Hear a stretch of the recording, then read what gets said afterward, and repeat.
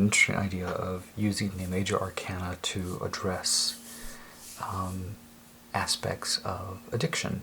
And there's all forms of addiction, and I think all of us have issues with addictions in our life. It could be addiction to buying things, it could be alcohol, it could be, drugs, it could be smoking, it could be bad habits. And one of the things that I've learned, studying psychology, but also talking with addicts, people that have been addicts, and I have addicts in my family, is the need to sort of,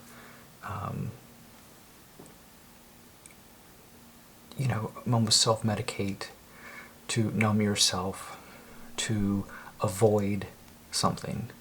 And, or like, if I'm obsessed with, like, I'm looking forward to buying the next best thing. Could be a tarot deck, could be something else. Ben Wynn does a really good job of explaining the lack and how it's almost, like a demon is attracted to your lack. What are you lacking that you're trying to fix? But you're fixing it in the wrong way with an addiction. So I'm using the Golden Wirth. This is a large deck. I like it because the cards are okay. But I was making some notes. I use my Pentel Carry. I love these pens. They are amazing. Like my favorite mechanical pencil. And my 5-star mini fat book. I love these. So I thought I would just go through the journey of the major arcana as far as it applies to addiction. And I am not a therapist, but I do have some personal experiences with addiction and how it goes. So the Fool, we all start off as the Fool, the innocence, and trying new things. It could be given into peer pressure. It could be not being aware of your past trauma that has affected you. As far as just, something that's in the past that has affected you and made that behavior something that's manifesting itself in another way later in life. Now the Magician, for me, it's a different take. So the Magician is the gatekeeper of the spiritual world and the physical world. So for me, he represents the illusion of fooling yourself and making deals with yourself. Like, oh, this will be the last time I do this. It's not healthy for me. It's this sort of game, the shell game you're playing with yourself as far as coping and not being healthy in your thinking or your actions, which could be, I'm speaking kind of broadly, but as far as addiction goes, the illusion of I need the next one, this will be it, and this game you're playing with yourself. Papes. For me, it's losing sight of yourself, losing yourself, need of self-medication, the need to seek out a therapist if you need one, meditation, and sort of, failing to listen to your inner voice, because you may know the right way of, this is not healthy for me, or I really shouldn't be doing this, but you keep doing it. This habitual addiction, whatever it may be, it keeps happening. And so this is the person that you may need to seek to rectify things, whether it be a therapist or even medication. The Empress. This is, for me, this card was having no self-esteem, low self-esteem, feeling like there's no other way, giving in, being very passive. So you're at a party and there's lots of alcohol, there could be drugs, and you're like, well, I said I wouldn't do drugs anymore, I wouldn't smoke pot anymore, I wouldn't do whatever, but you do it anyway. You give in because you want to feel like you're part of it. You don't want to feel like You want to feel like you're still part of the whole, your friends, and they may not be the best friends, and going along with the others. And maybe even if you're, addicted to buying tarot decks, you know, immersing yourself in just buying tarot decks, but not really analyzing them or looking at them and realizing, why do I keep buying them? Why do I need this? But going along with the others like a sheep. The next card is the Emperor. For me, he represents getting in trouble, breaking the law, and also being defensive towards people that are trying to help you. Putting up that wall, that barrier, where someone maybe realizes you have an issue, you have an addiction, you're having problems, and yet it's not, you don't want to hear it. You're like, no, you're wrong, don't want to hear it. So you put up this wall, this sort of very rigid, stern wall. The Pope. This would be given into a therapist or letting someone else who knows more help you. Going to a doctor without suspicions, being completely honest with your doctor about what's going on, being completely honest with a therapist, being completely honest with yourself.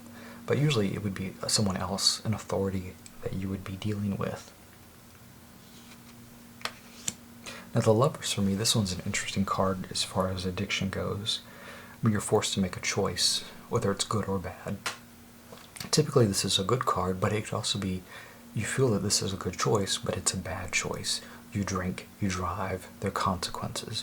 You made a poor choice, you got in your car, started it up, you drove away, instead of letting someone drive you home. It's a choice, and a choice always presents itself, and you can go like the Chariot. You can go, you're in command, you go straight and narrow, or you go off and you fall off a cliff or something. Which leads me to the Chariot. The Chariot, I think, is important as the balance. You're going forward, not backwards. You're moving on. You're not giving into the darkness. Even though the light one is sort of looking off, this one's looking straight ahead. And this one's looking this way too. So maybe you want to turn this way, but you're headed, towards destruction. But you need to turn off the path of destruction, of excess, because that's going to get you to a safe place and be to a healthy place where you continue living or continue being healthy, being able to do things. Justice. Understanding what you're lacking. And why you do what you do. If maybe you're lonely and food comforts you and bad food comforts you and you start gaining weight, are you addicted to comfort food? Are you an eater? Smoking. Maybe you associate really good memories with smoking, and every time you put a cigarette in your mouth, you sort of relive that, but it's gotten so, it's now numb and just a habit. But for justice is understanding why you're doing what you're doing.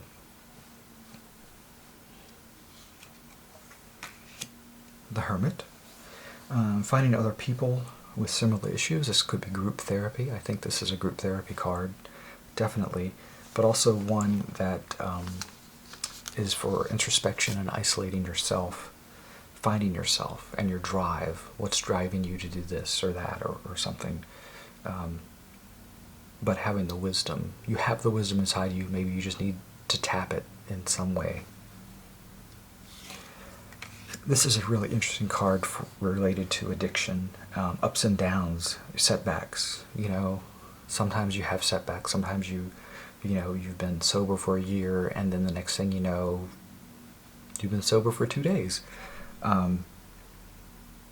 It really represents an external locus of control, that outside forces have control over you instead of your inside forces. You feel like you're lucky, that you're floating along and everything's good. It doesn't matter what you do. There's no consequences, but there are consequences to every choice, good or bad. So this is a really good card, I think, for addiction, for making people realize that they can turn things around like a wheel. Force. well, this one's a good card too. Overcoming that addiction or that lack. Learning about past trauma. What has caused this? I realize drinking runs in my family.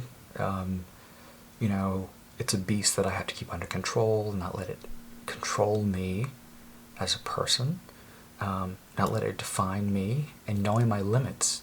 What are my limits? But it's a beast. Once you're an addict, you're always an addict. Once you're an alcoholic, you're always an alcoholic. That's what you learn. So keeping it under control, keeping the beast in the cage. The shadow self, as Jung would say. Le Pendu, the hangman, is two ways of seeing things, and I always think it's like a double card. Having outside perspectives that you can't see yourself, so having a friend that really cares about you, intervene. Or your situation, your addiction is causing loss of something, money, family, friends, and you need another perspective because you don't realize what's going on until it's too late. So flipping that around and seeing if another perspective, because maybe you've been hanging upside down so long, that's how you think the world is. And death, of course, means a change from the normal you to the addict that you are not. That is not the best thing to be. Forgetting what you could be and losing everything. Health, friends, family, money, your house, your job, losing things. And that sort of Damocles hanging over you. Temperance would be moderation, so drinking, moderation. Maybe you smoke pot once in a while. Pot's not really addictive, but you could come to rely on it, for sure. Losing yourself in excess. Too much of one thing can be your tipping point that pushes you over the edge, and that's it. You just spiral down. You lose a loved one. You date and you're not finding anyone because, maybe you have a personality disorder, that you're addicted to, there's so many types of addiction, but you're addicted to belittling someone, and you don't know you're doing that. You're addicted to putting someone down, gaslighting them, and you can't keep a relationship. Maybe what's the deeper trauma that's set you on this course? And in moderation, criticizing someone is fine, but when it's all you do, that's when you've tipped the balance of that temperance. And the devil is one of the more powerful cards when referring to addiction, because you're giving into your primal desire. You're not worrying about consequences. Maybe it could be sex addiction. It could be doing things that are not healthy, and you are, you just give into them without, you just give into your primal self, your primal urges, and don't realize that, it's just, you can fight it if you have the knowledge. He bears the torch of knowledge, but he also, if you look in this one, this is the Golden Wirth deck.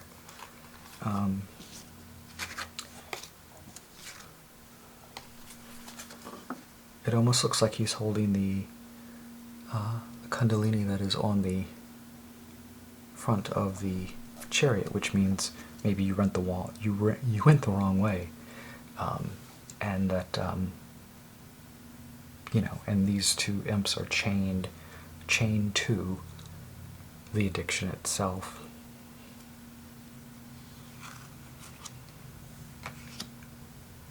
Maison deux. This is losing everything, or losing a lot of stuff. Maybe a lack of support, you lose your job, you lose finances, family, friends. So this is a loss of, notice this one's really, there's a lot going on here. Not yet fallen, and then brick on the head, which is obviously you're not doing so well. But then we pop out of that, and we sort of are coming up from the underworld and the star. The star signifies hope, and you're not too far gone. Realizing you have weaknesses, and that you are human, and that you may be flawed, but that's okay. Everybody has their own issues, their own baggage they're dealing with, but it's okay. Look how peaceful and serene this is. Notice, just like Temperance, there are two urns, and yet, the urns aren't feeding each other. They're separate. I love this moon card. It's one of the prettiest moon cards, I think. This deals with what's underneath, what you're not realizing, your subconscious self, but also the motives that are there that are unknown, that maybe a therapist can help you with. Maybe it's something you've forgotten about. Maybe it's something you just haven't made these internal connections about. It's what's under the surface. Dreams that torment you, nightmares. It could also mean your fears. Fears at night, what's unseen, what could happen. What if I don't know, shoot up one more time? Is that the end of me? Is that death? It's haunting me. What is this? A dream, an obsession. It's there. And the sun, knowing that things will get better with help. There's light at the end of the tunnel. You're never too far gone. The only way you're too far gone is if you're dead or you're destitute. And even then you can pull yourself up. Not if you're dead, though. But realizing that not all is lost as far as addiction goes. Judgment. I think it's overcoming your addiction, but realizing it's always there, and you may always be judged for having blank, whether it be family or friends, like, oh, you keep the alcohol away from him. He's, used to be a drunk. He's been sober or whatever. Keeping that in mind, that people may judge you, but that is not what solely defines you. And then the world. Coming back to yourself, knowing that you have weaknesses, you always will, but that's okay. So similar to judgment, it's more like you're independent now. You have the tools to overcome things and to realize you're addicted. You have an addiction. You have an addictive personality. You have addictions. It could be, genetic. It could be, behavioral. It's there, but you're aware of it. I woke up in the middle of the night a couple nights ago and thought about doing one on addiction, since I have, I think all of us have aspects of addiction inside of us, but, to have family members that have struggled with addiction for, their whole, as long as you've known them, people that you care about, but yet they seem like they don't want to help themselves. That's always hard. And them not getting help, but then maybe them falling back into bad habits. But I thought I'd make this because I think some people, if you're doing a reading for someone, maybe they have a question about addiction, or it could, addiction. There's a wide range of things you could be addicted to. Sometimes I think I drink too much. Sometimes I think I spend too much on stuff I don't need. Why am I doing that? And it's something, you worry about it. And usually an addiction, by definition, is unhealthy. So you could say, oh, I'm addicted to good wine. Well, how often do you drink that good wine? Once a month? Are you drinking 2 bottles a night? I mean, what are you doing? So being aware of what that unhealthy lack is really important, especially if you're trying to help a client. And using the major arcana specifically can address major aspects in the journey of addiction and recovery. Right? I thought I'd share that with you, since that was something I'd really thought about, and something I know a bit about. Anyway, what are your thoughts? I'd really like to hear. Thanks.